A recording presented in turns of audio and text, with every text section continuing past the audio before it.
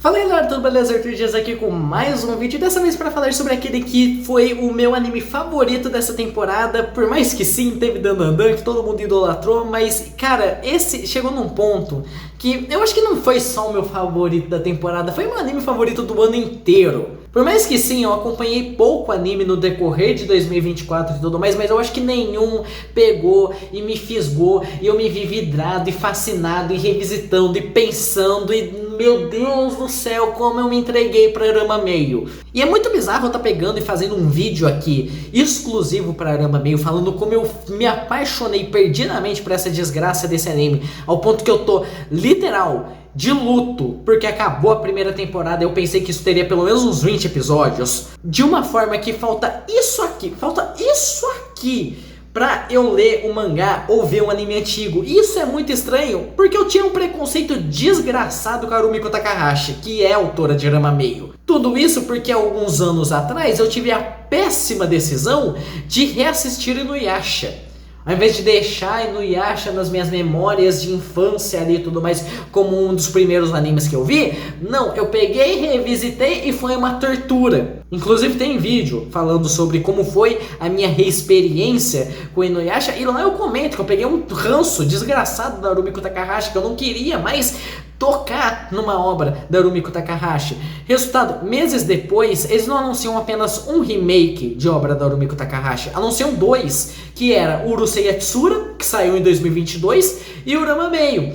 Os dois são maravilhosos. Esse é um caso que eu não só queimei a língua, eu cortei a língua fora e joguei numa frigideira. Só que foi pior que o Urama, né? O Urama foi num nível assim muito maior do que o Urusei Yatsura. O Urusei eu cheguei até a comentar um pouquinho num dos últimos vídeos de temporada que eu fiz aqui no canal. Só que eu não fiquei idolatrado com o Urusei da mesma forma que eu fiquei com o Urama. Isso é bizarro, porque Urama, tipo, assim como o Urusei Yatsura, é um anime puramente de comédia. Por mais que ele coloque pé em outros gêneros ali e tenha momentos que ele quer pegar e abordar de uma forma um pouquinho mais séria, ele é puramente comédia. 90% dos momentos um pouco mais sérios e que estão ali para desenvolver relação de personagem, desenvolver a forma como eles vão interagindo e tudo mais, ele quebra com algo completamente alucinado. Porque Arama Meio não só faz uma comédia assim, normal, bestinha e tudo mais, é doentia a comédia de Arama Meio. Você olha as situações que acontece naquele anime, você pergunta, quanto alucinógeno essa mulher não usou para escrever esse negócio? E é num ponto que agora, por mais que eu consiga ver muita coisa que ela reaproveita em questão de arquétipo, em questão de comportamento e até mesmo um pouco de piadas, ainda assim é muito próprio o tipo de escrita dela e as situações que ela coloca em cada uma das suas obras. Arama Meio, ainda agora, né, com o lançamento desse remake, mas ainda assim, é uma obra final dos anos 80, início dos anos 90 e tudo mais. E cara, eu não consigo comparar Arama Meio com um tipo de comédia de nenhum outro anime. Ele ainda é muito próprio, ele é muito único, quase 40 anos depois. E isso fica muito mais explícito logo na proposta da piada principal do anime, né, na gag principal do anime que vai ter, que eu poderia muito bem esculachar completamente, né, colocar de uma forma extremamente fútil, banal e até mesmo ofensiva, falando que é um anime sobre um Red Pill que virou trans. Porque Arama Meio vai abordar Rama Satomi, né, um garoto artista marcial, filho de um mestre de artes marciais ali do Dojo Satomi, estilo Vale Tudo, se eu não me engano, que chama o estilo de arte marcial dele, que desde criança viaja pela China com o seu pai ali em busca de se tornar mais forte, em busca de treinamento e áreas para treinar e desenvolverem as suas técnicas de artes marciais, até o momento que eles decidem ir para uma área chamada de Jusenkyo, onde tem um monte de fontes ali que dizem ser amaldiçoadas, mas é um ótimo local de treinamento e tudo mais. Só que eles descobrem que realmente as fontes são amaldiçoadas. Cada fonte ali tendo a sua própria maldição, e Urama acaba caindo na fonte da garota afogada, onde quem cai naquela fonte se torna mulher. Né? Acaba que o Urama ele cai nessa fonte da mulher e o pai dele cai na fonte do panda. Então, tipo, o Urama ele se torna uma garotinha, o pai dele se torna literal um panda. Ele é um panda, foda-se. E pouco depois que eles sofrem esse acidente e tudo mais, o pai do Rama, doentio, resolve voltar pro Japão e avisar um amigo dele que ele e o filho estão voltando, sem avisar essas pequenas características, colocando ainda uma questão: vamos realizar um casamento arranjado entre o meu filho e uma das suas filhas. Porque esse amigo do Saltomer e tudo mais, né, também tem um dojo de artes marciais, só que ele só teve filha. Então ele sempre ficou nessa questão do Rama, né, que ele sempre ouviu falar e tudo mais, de casar com uma das filhas dele. O que inclusive o Rama e a caçula dos Tendo é completamente contra. O Rama, por uma questão muito de orgulho, né, de não querer que ninguém decida o caminho que ele vai seguir, ninguém decida o que ele vai fazer, ainda mais algo tão gritante como um casamento, que ele não vai nem conhecer a pessoa ali com quem ele vai se relacionar. E a caçula da família Tendo é simplesmente porque ela odeia homem. A Akane, que é essa personagem, logo nas primeiras cenas que você vê, ela treinando fervorosamente, quebrando um monte de telha, e colocando muito essa questão, as irmãs dela encarando ali, falando: nossa, você devia ser mais delicada, senão homem nenhum vai se interessar por você e tudo mais. E a Akane já mostrando esse desprezo completo que ela tem. É por isso que os garotos te acham muito esquisita, sabia? E eu pedi a sua opinião? E aí é onde eu acho que Rama, ele fica interessante, principalmente considerando o momento atual que a gente vive. Porque mesmo que seja de uma forma extremamente avacalhada, extremamente assim deturpada e problemática, Rama meio acaba trazendo algumas coisas de empoderamento feminino e identidade de gênero dentro de uma obra que tem muito um contexto conservador cultural. A própria questão do casamento arranjado entre duas famílias assim por conta da questão de dojo, unificar dois dojos através de um casamento arranjado. Você olha isso e fala: gente, voltamos para a Idade Média? Só que a parte triste é você pegar e ver que pelo menos até o século XX isso era assim comum no Japão, e até mesmo hoje em dia isso ainda acontece no Japão. Principalmente quando a gente fala de famílias mais ricas e tudo mais, ali tem muito um jogo político que usam os filhos como moeda de troca, fazendo esses arranjos de casamento, de unificação de família. E você tem aqui dois protagonistas que lutam completamente contra essa questão. Por mais que cada um seja por seu motivo e tudo mais ali, mas eles lutam muito contra essa questão. A Akane tem desprezo completo por essa questão de ter que se portar de um modo mais feminino, de ter que fazer algo para homem se interessar por ela, ou de ter que depender de homem fazer qualquer coisa por ela, sendo que ela é completamente capaz. Por mais que sim, ela tenha seus interesses românticos, por mais que sim, ela tenha o seu lado delicado, o seu lado feminino, mas ela não quer que isso domine completamente quem ela vai ser. E o Rama, eu acho que a questão onde fica interessante é o Rama, e é onde eu mais enxergo potencial também na obra, porque, assim, isso do Rama, eu acho que ele pode ser muito mais bem explorado, né, o anime, ele foca muito na questão da comédia, porque, assim, o Rama, ele se torna mulher por conta desse acidente que ele sofre na fonte e tudo mais, só que ele pode voltar a ser homem, né, sempre que ele se molha em água fria, ele se torna mulher, quando ele se molha em água quente, ele volta a ser homem, e aí fica essa questão da gag, né, ele é praticamente um gênero fluido que o corpo muda.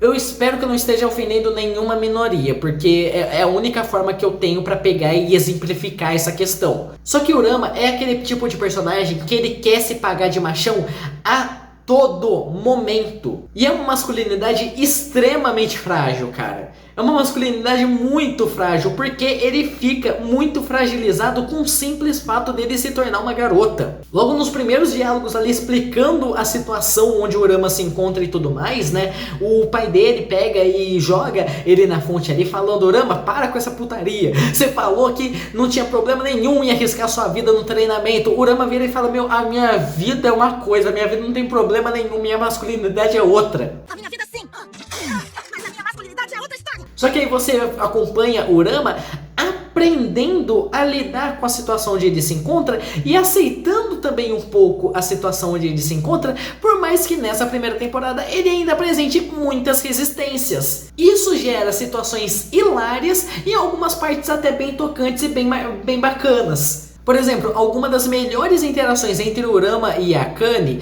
eu acho que rola quando o Rama tá em forma feminina. Porque é como se tornassem o Rama mais vulnerável. O Rama aceita ficar um pouco mais vulnerável naquela situação e receber a ajuda da Akane. Como por exemplo uma parte ali onde o Dr. Tofu, ele ele mexe com o Urama de uma forma que faz ele desmaiar. Depois de um tempo, a perna do Urama simplesmente para e ele tem que ser carregado pela Akane. E ele fica muito naquela resistência. Não, eu não vou ser carregado por uma garota. Eu não vou deixar uma garota me carregar. A Akane molha ele com água fria. Ele se torna mulher e aí ele se sente mais vulnerável e ele se sente mais confortável em dar esse espaço, dar essa brecha para receber ajuda. Só que por outro lado a gente tem o fato da autora a todo momento escrachar tudo que ela pode escrachar. Então a gente tem o Urama começando a ir pra escola, tendo situações onde ele vai pegar e se transformar nessa forma feminina. Nenhum imbecil se toca que é o Urama. E aí você tem personagem que odeia o Urama em forma de homem e é apaixonado pelo Urama em forma de mulher. Ou vice-versa, personagens femininas que são apaixonadas pelo Urama em forma de homem, mas querem matar a versão feminina dele. Então o primeiro que acontece é o Kuno, outro personagem que acabam brincando um pouco com essa questão meio conservadora para fazer comédia e tudo mais, porque o Kuno é aquele personagem fanático, obcecado completamente pela Akane e que reconhece muito a força da Akane, só que ele tem muito aquela questão que o homem tem que ser mais forte. E aí numa escola onde todo mundo é apaixonado pela Akane, ele coloca uma regra: quem derrotar a Akane é merecedor de ficar com ela.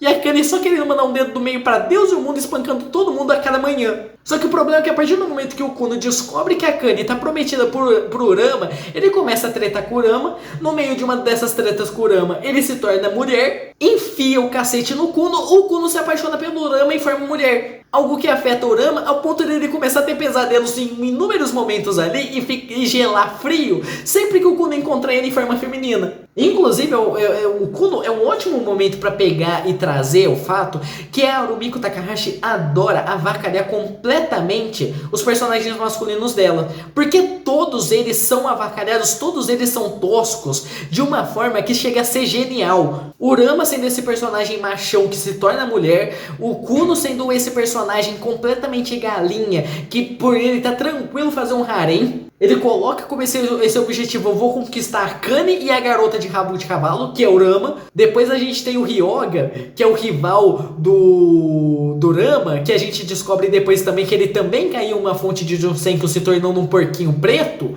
E ele é rebaixado a bichinho de estimação da Akane, que inclusive a Akane não sabe que é o Ryoga. A gente tem o Dr. Tofu, que é apaixonado pela irmã da Akane e fica com QI menos 30 quando tá perto da menina.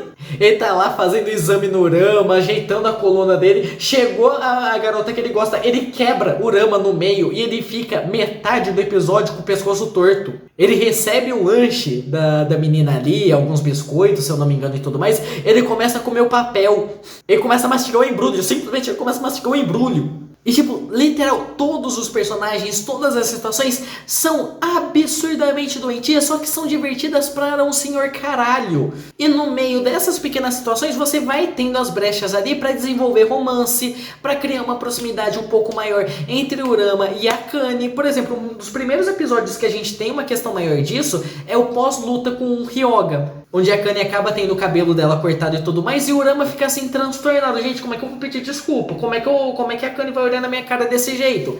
Mesmo ele colocando essa questão que nunca se sentiria atraído, nunca iria gostar de uma garota bruta como a Akane, falando que ela não é nada atraente por essa questão da forma como ela se comporta, de novo trazendo essa questão conservadora e tudo mais, só que ele mesmo já tá se vendo atraído e ele se preocupa muito com o que a Akane sente. Ao mesmo tempo que a gente começa a ver momentos ali onde a Akane cria uma preocupação muito grande com o Urama também, fazendo aquele clichê do casal que começa se odiando, mas você vai vendo a afeição entre os dois se desenvolvendo no decorrer do anime até surgir de fato o casal. E é muito fofinho, é muito gostosinho de acompanhar. E assim, todos os arcos, né, que teve até agora foram estupidamente engraçados. O primeiro momento do Urama na escola, com os conflitos dele com Kuno, a introdução do Ryoga, que é um personagem completamente doentio e tudo mais, para apresentar a questão dele como um porquinho preto ali amaldiçoado, né, ele se tornando o bichinho de estimação da Akane.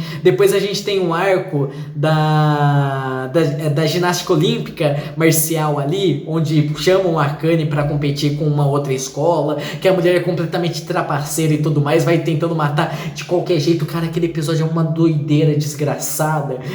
E aí, antes da luta, a Akane ainda torce o tornozelo. Aí o pessoal tem que pegar, colocar o Urama como mulher, com aquele uniforme de ginástica olímpica, ele transtornado naquela situação, ele assim, angustiado com aquilo. Aí durante a competição, ainda conseguem puxar água quente da puta que pariu pra arremessar na Arama.